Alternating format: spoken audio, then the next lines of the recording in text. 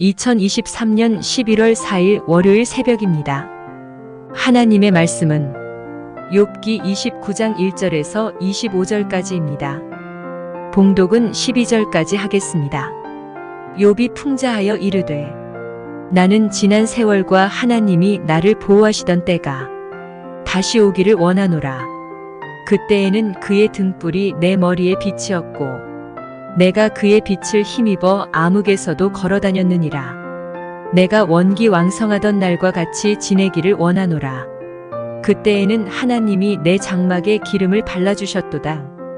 그때에는 전능자가 아직도 나와 함께 계셨으며 나의 젊은이들이 나를 둘러 있었으며 젖으로 내 발자취를 씻으며 바위가 나를 위하여 기름 시내를 쏟아냈으며 그때에는 내가 나가서 성문에 이르기도 하며 내 자리를 거리에 마련하기도 하였느니라. 나를 보고 젊은이들은 숨으며 노인들은 일어나서 서며 유지들은 말을 삼가고 손으로 입을 가리며 지도자들은 말소리를 낮추었으니 그들의 혀가 입천장에 붙었느니라. 귀가 들은즉 나를 축복하고 눈이 본즉 나를 증언하였나니 이는 부르짖는 빈민과 도와줄 자 없는 고아를 내가 건졌음이라. 네, 하나님 말씀을 증거하겠습니다. 본문에서 욥은 그 행복했던 날들을 기억하고 있는 그런 모습이 나오죠. 그리고 그날이 다시 오기를 소망하는 마음으로 과거를 추억하는 모습입니다. 정말 좋았던 그런 경험들이 많았음을 우리가 얼추 읽어보아도 알 수가 있죠. 저는 욥이 지금 이 고난 가운데 있는데 이런 어려움을 이겨낸 것은 물론 하나님에 대한 신뢰가 절대적으로 큰 이유라고 볼 수 있겠죠. 근데 또 다른 큰 이유 가운데 하나가 바로 이런 행복함에 대한 이런 경험들이 아닐까 생각합니다. 물론 이 모든 행복은 하나님께로부터 그 원인이 있겠죠. 그러니까 나를 이렇게 방치하신 하나님이 지금 밉긴 하지만 그래도 이 과거를 살펴보게 되면 하나님은 나에게 큰 호의를 베푸셨고 은혜로 나를 감싸 주었다라고 하는 것이죠. 여러분, 우리가 아무리 힘겨운 상황 속에 있을지라도 어릴 때 부모님의 사랑을 많이 받고 자란 그런 사람은 역경과 힘든 상황을 믿음으로 이겨내는 영적인 단단함이 있다라고 하는 거죠. 그러니까 이 사랑받았던 좋은 경험이 이 고난에 대한 역경 지수를 크게 해주었고 그 면역력을 강하게 해주어서 능히 감당할 수 있는 힘이 되었기 때문에 그렇습니다. 그래서 여러분, 여러분의 자녀들을 정말 많이 사랑해 주십시오. 어떤 분은 그래요. 세상이 악하고 만만하지 않기 때문에 부모인 자기가 원명업을 시키는 그런 마음으로 강하게 키우겠다라고. 근데 여러분, 그렇지 않습니다. 부모의 사명은요, 물론 초달을 할 때도 있겠죠. 근데 가장 중요한 것은 초달 이상으로 사랑을 많이 베푸는 것입니다. 그러면 알아서 세상도 이긴다니까요. 알아서 마귀도 이기고 승리하게 되는 그런 내공이 생겨요. 어떤 교회 목사는 그래요. 성도들을 강하게 훈련시켜가지고 군사를 만들겠대요. 한편으로는 얼핏 보면 이렇게 맞는 것 같아요. 왜냐하면 주님도 제자들을 강하게 훈련시킨 것처럼 보이잖아요. 근데 여러분, 복음서를 한번 잘 살펴보십시오. 물론 제자들을 주께서 훈련하셨습니다. 그것도 어설프게 한 게 아니죠. 정말 열심히 훈련했습니다. 그런데 실상 이 복음서 안으로 이렇게 들어가 보게 되면 훈련보다 그 이상으로 제자들을 정말 많이 사랑하셨어요.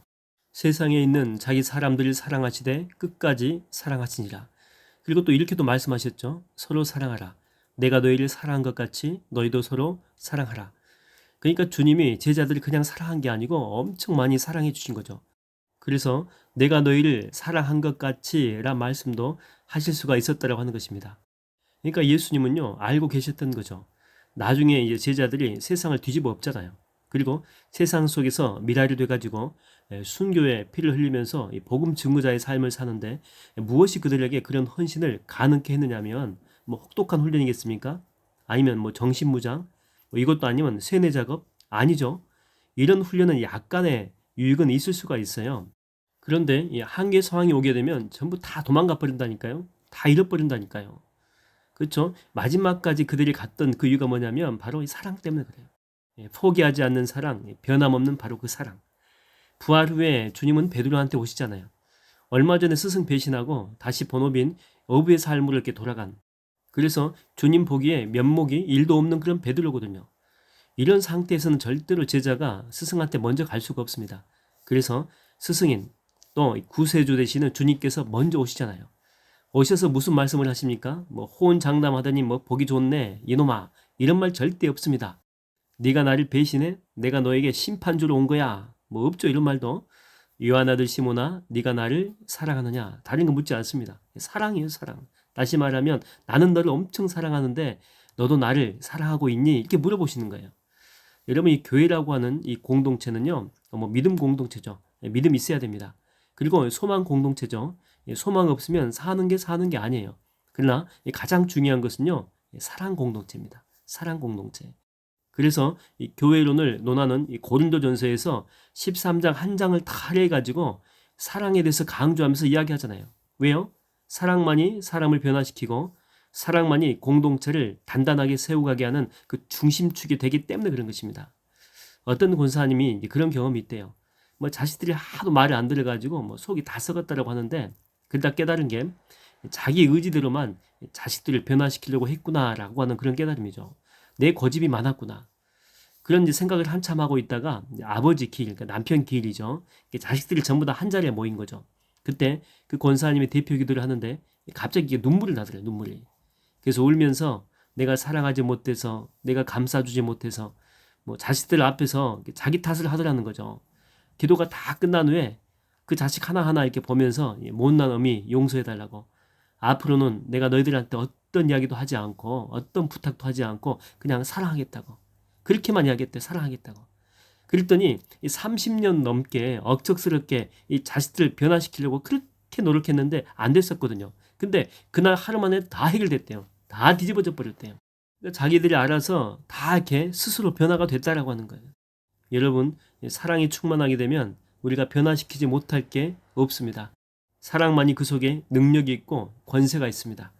저는 여러분의 그 마음밭이 늘 사랑으로 충만해서 여러분 주변을 살리고 또한 하나님께 영광 돌리는 여러분의 모든 삶이 다 되기를 주의 이름으로 축원드립니다. 기도하겠습니다. 하나님 아버지, 욥은 하나님에 대한 그 큰 사랑 절대 잊어버리지 않았습니다. 또한 주님도 지금 잠깐은 고난을 허락했지만 절대 욥에게 대한 그 사랑의 그 손길을 거둔 적이 한 번도 없습니다. 주님, 우리 삶도 마찬가지입니다. 주님이 우리에게 내미신 그 손 한 번도 거둔 적이 없습니다. 지금 당장은 고난 속에 있다라고 할지라도 내가 믿음으로 잘 이겨내게 하여 주시옵시고 마지막에 내가 너를 여전히 사랑했다라고 하는 그 음성을 우리가 마침내 듣게 될 텐데 그 음성 듣는 그날까지 마지막까지 주님만 붙들게 하여 주시옵소서. 또한 내 주변을 사랑으로 가득 채우기 위해서 내 안에 예수의 사랑만으로 가득가득 채워 주시옵소서. 예수님의 이름으로 기도하옵나이다. 아멘.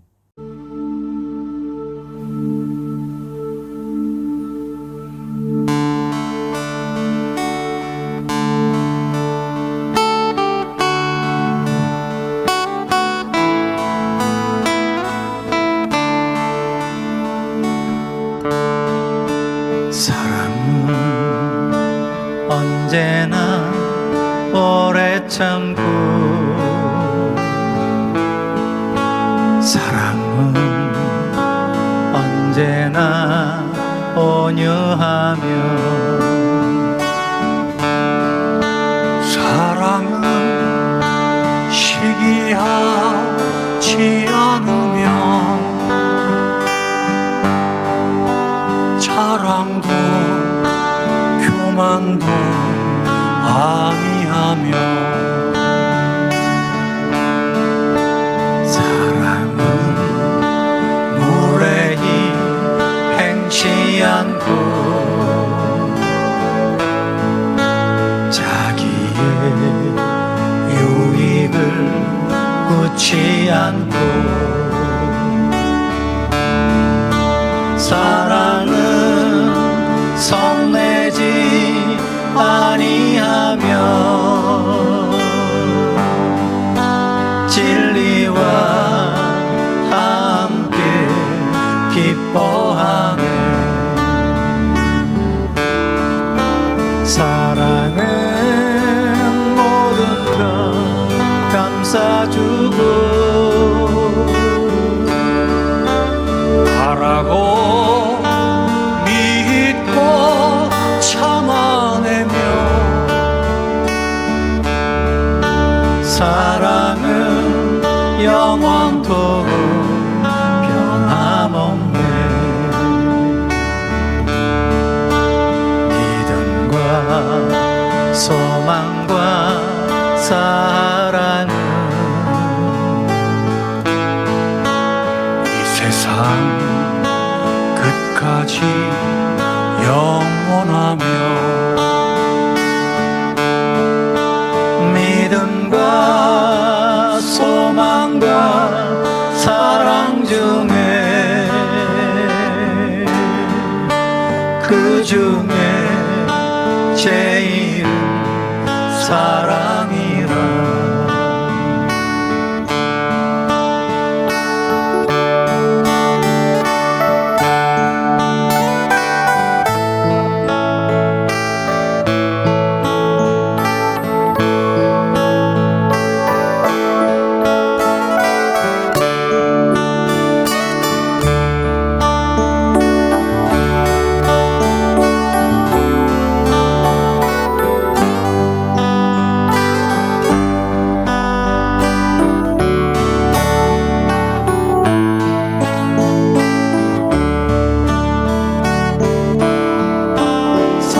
사랑은 모든 것 감싸주고